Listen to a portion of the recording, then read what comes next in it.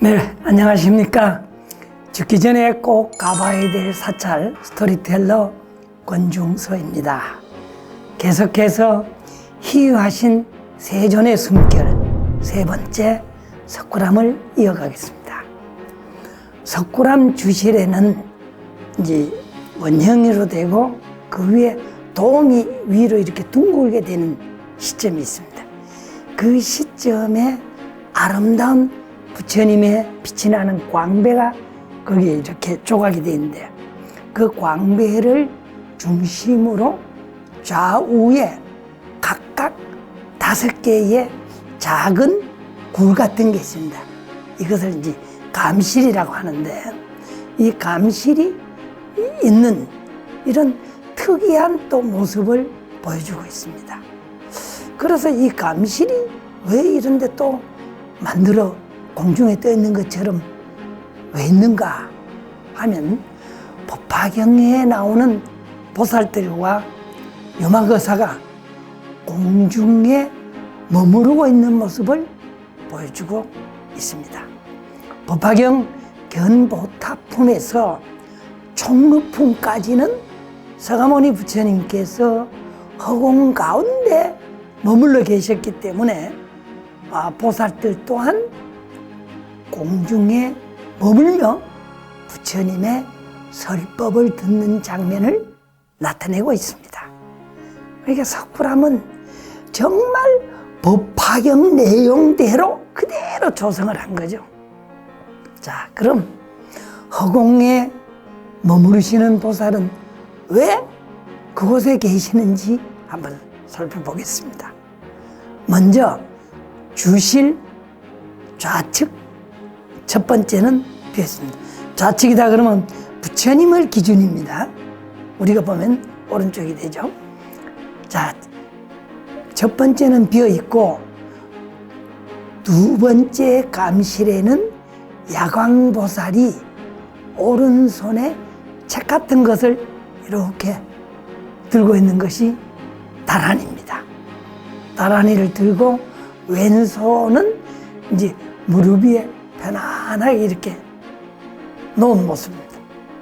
이것은 법화경 권지품과 다란이 품에 부처님 멸도 후에도 법화경을 수리하고 세상에 널리 알리며 어떠한 일이 있더라도 흔들리지 않겠다고 그 법화경을 수리하고, 또 사국에 하나만이라도 읽고 외우고 해설한다면 나는 그 사람에게 다란이를 주어서 수호하겠다고 이 야광보살은 맹세를 합니다.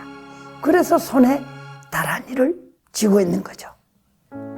그래서 다란이를, 법화경을 읽는 불자들을 수호하기 위해서, 주기 위해서 다란이를 들고 있는 그런 역할을 맡은 분이 첫 번째 야광보살의 임무라고 볼 수 있습니다. 자, 그 다음에는 이제 세 번째죠. 이 감실에는 석굴암에서 제일 편안한 모습의 묘관음보살이 있습니다. 법화경 묘관음보살 품에 보면 묘관음보살은 현일체색신 삼매를 얻어서 가지가지 몸을 곳곳에 나타내서 여러 중생들을 위하여 법화경을 설한다고 했습니다. 이 석굴암의 묘원보살은 그 신통 유의삼매에 든 모습입니다. 얼굴은 왼쪽으로 이렇게 기울고 머리카락은 어깨를 이렇게 덮었으며, 이 목의 앞에는 아름다운 영락 구슬로 지장을 했습니다. 무릎은 오른발을 꿇고 왼발을 세운 우술 착지를 해서 부처님에 대한 지극한 공경심을 나타내고, 그래서 오른손 바닥은 짚고 왼손은 이렇게 기울어진 턱을 이렇게 대고 깊은 산매에 빠진 신통 유의산매에 든 모습이 너무나 아름답습니다. 그리고 또한 네 번째 감실에는 일반적으로 대세지 보살이라고 말하는 득대세 보살이 있습니다. 모습은 보관에는 아미타 부처님을 모시고 손에는 부처님의 힘을 상징하는 정병을 이렇게 올려놓고 있는 모습입니다. 그래서 많은 학자들이 정병을 들고 화불이 머리에 있으니까 이분은 관세음보살이다 이렇게 얘기하는데, 벌써 관세음보살님은 11명 관세음보살님이 계시기 때문에 한 공간에 이런 보살을 두 분을 그렇게 두질 않습니다. 학교에서 잘못 보신 것이죠. 그래서 법화경, 상불경 보살품에서 부처님께서는 이 대세지 보살인 득대세 보살에게 상불경 보살은 만나는 사람마다 나는 당신을 공경하고 감히 경멸하지 않습니다. 왜냐하면 그들은 모두 보살도를 행해서 마땅히 성불할 것입니다. 그 때문에 나는 당신을 공경한다. 이렇게 말을 했습니다. 많은 사람들이 보살을 경멸하였지만은 상불경보살은 법화경으로 이들을 교화하여 불도에 머물게 하였습니다. 부처님께서는 득대세 보살에게 부처님께서 인멸 후 법화경을 듣고 의혹을 내지 않고 남에게 널리 해설하면 세세생생 부처님을 만나서 빨리 성불할 것이라고 말씀하셨습니다.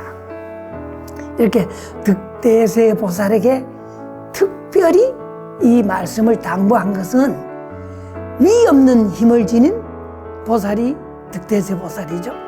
걸어다니면 시방세계 땅이 막 진동했기 때문에 그만큼 힘을 가지신 분이기 때문에 부처님께서 그 말씀을 부촉을 했던 것입니다. 또 다섯 번째, 자 지금 마지막이죠. 감실에는 법화경에서 부처님께 가장 많은 질문을 한 미륵보살을 조각해 놨습니다. 미륵보살은 특유의 왼발을 내리고 반가부장한 자세, 우리 미륵반가 사회상 잘 아시죠?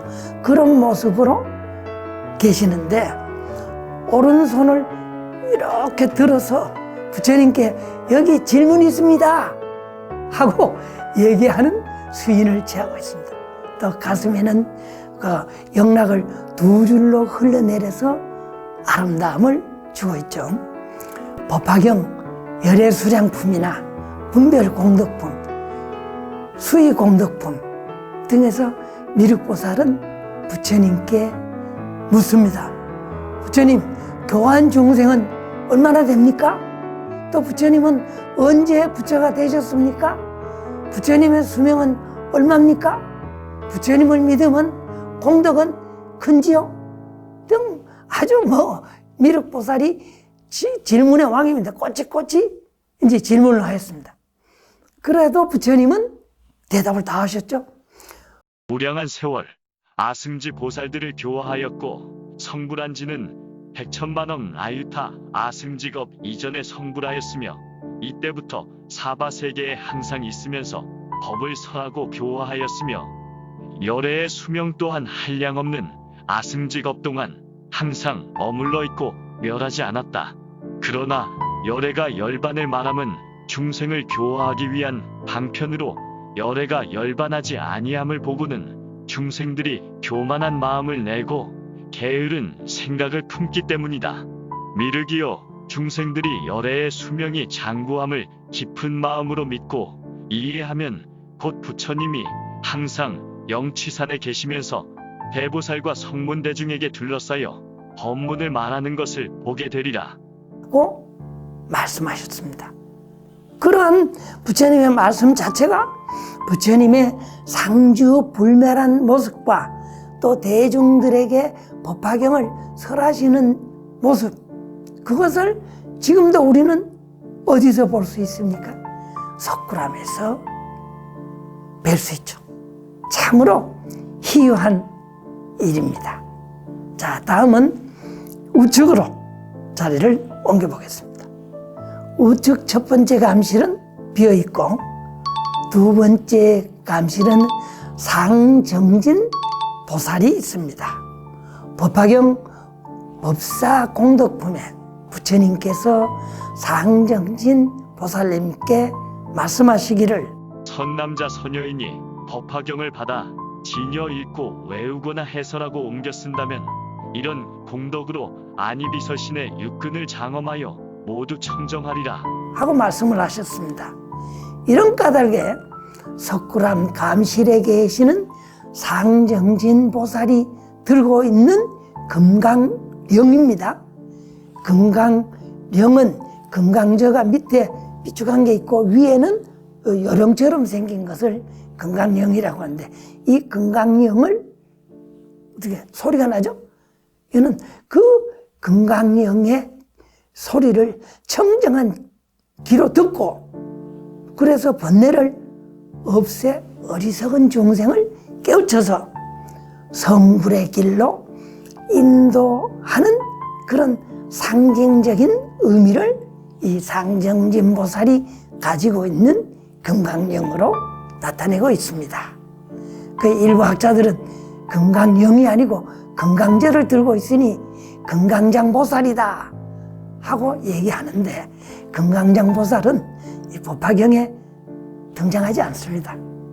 자, 그 다음에 세 번째 감실에는 대요설 보살이 있습니다.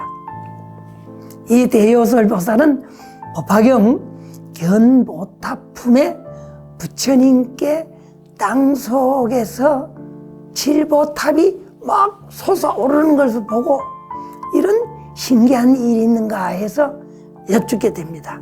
그리고 그 당시에 수많은 분신 부처님들이 내려왔을 때 예배하고 공양을 하기 위해서, 이 공양을 올리기 위해서 석굴암에 계시는 대요설보살은 허공에서 왼손에 이렇게 보주를 들고 공양하는 모습과 오른손은 칠보탑을 열어줄 것을 나보 이렇게 정하는, 손을 이렇게 내려서 내린 설법인을 취하고 있습니다. 자, 그 다음에는 우측 네 번째 감실에는 지용보살이 있습니다. 이 지용보살은 서가모니 부처님의 부름에 따라서 사바세계 지하에서 솟아올라서 부처님으로부터 법화경을 널리 알릴 것을 부촉받은 한량없는 보살로 땅에서 솟아올랐다고 해서 지용보살이라고 합니다. 이 보살은 수행을 완성한 보살이지만은 중생을 제도하기 위하여 다시 나타난 보살입니다. 우리들 잘 알고 계시죠? 부처님의 열반 후에 이 사바세계를 제도해 줄 분은 지장보살이죠. 이 지장보살이 곧바로 지용보살인 것입니다. 그래서 서가모니 부처님께서는 지용보살에게 미륵보살이 오기 전에 이 사바세계를 너희들이 좀 맡아서 교화를 해달라고 이제 부탁을 하셨죠. 그래서 법화경 용지 용출품에 보면 보살의 몸은 금색으로 30 이상을 갖추었으며 한량 없는 광명이 있었다고 기록되어 있습니다. 그런 까닭에 석굴암에 지장보살인 이 지용보살은 경전에 근거하여 땅에서 솟아올랐기 때문에 스님처럼 깎은 머리를 하고 있습니다. 보관을 쓰고 땅에서 솟아오르기는 어렵죠. 그래서 왼손에는 이 밝은 구슬인 명주를 손에 이렇게 얹고 오른손은 사바세계 중생을 교화하기 위해서 이렇게 설법인을 취하고 있습니다. 이제 오른쪽 5번째 마지막 이죠. 여기는 보살이 아닌 유막의사가 있어서 특이합니다. 일반적인 제가자죠. 법화경 방편품의 방편을 이해하기 위해서는 특별히 이 석굴암에 모셔온 거사님입니다. 유막의사는 유막경 문질품에 보면 비록 몸에 병을 지니고 있더라도 항상 생사에 머물면서 일체 중생을 이롭게 하되 조금 더 실증을 내지 않는 것을 방편이라고 한다고 이 유막의사는 얘기하였습니다. 또한 법화경 방편품에 부처님께서는 오탁번뇌의 세계에서는 중생들은 나쁜 근성으로 이루어져 있으므로 부처님은 방편의 힘으로 일불승을 분별해서 삼승을 말한다고 하셨습니다. 말 안 듣는 중생이라 하더라도 부처님은 버리지 않고 방편으로 이끌어 모든 중생들의 집착을 여의도록 한다는 의미입니다. 이 유마의 모습은 중생이 아프니 나도 아프다는 그 유명한 동체대비의 평범한 불교의 진리를 설하는 듯 모습은 병에 걸렸으니까 두툼한 이불을 뒤집어 쓰고 이렇게 웅크린 앉은 자세로 눈은 아래로 살짝 이렇게 보는 모습입니다.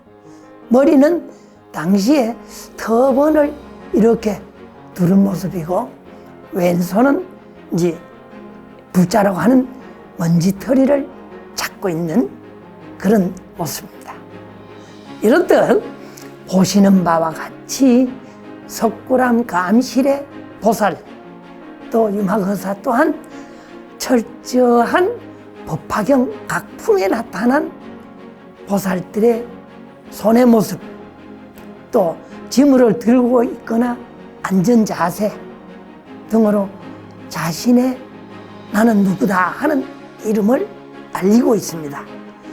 원형 벽면의 보살들과 중복되는 일이 없이 보살들은 자신의 존재의 의미를 경전을 통해서 알리고 있습니다. 그래서 석굴암은 불국사와 함께 법화 사상에 의해서 철저히 조성되었다는 것을 알게 해줍니다. 또 다음 시간에도 계속해서 석굴암에 대해서 말씀을 드리도록 하겠습니다. 죽기 전에 꼭 가봐야 할 사찰 스토리텔러 권중서였습니다. 감사합니다.